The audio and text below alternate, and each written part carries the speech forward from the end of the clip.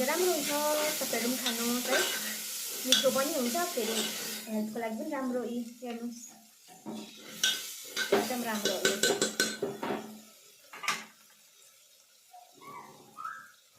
यो चाहिँ चामल अघि म तपाईलाई देखाएको अघि देखाएको तपाईलाई मैले चामल अब यसलाई म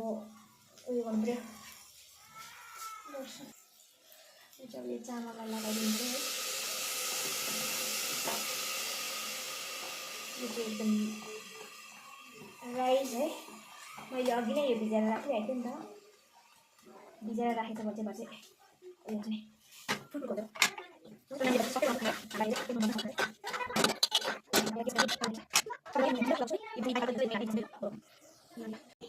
हेल्दी नै दिनुपर्छ खानेकुरा चाहिँ दिन्छु अरू बेला अरू कुराहरू पनि दिन्छु कि तर भन्नु मतलब चाहिँ प्रायः जस्तो म चाहिँ घरमै बनाएकै खाने त्यसरी कुखुरा के पाक्छ भनेर देखाउँछु होइन सिम्पल अनि त्यस्तो यो खाम भन्नु मतलब ओरिन खाना खान्छ सब्जीहरू त्यसपछि हामीले घरमा आउँदाखेरि घरमा फलाउनु सब्जी भनेर राखिन्छ है त्यो सब्जीहरू म चाहिँ तपाईँलाई देखाउँछु अब यो चाहिँ कस्तो भयो भनेर कस्तो भयो भनेर देखाउँछु यी हेर्नुहोस् यहाँनिर आलु एकदम मजाले यस्तो मजाले पाक्यो हो मजाले पाकी पनि सक्यो अब नानीको लागि उयो गरिदिन्छु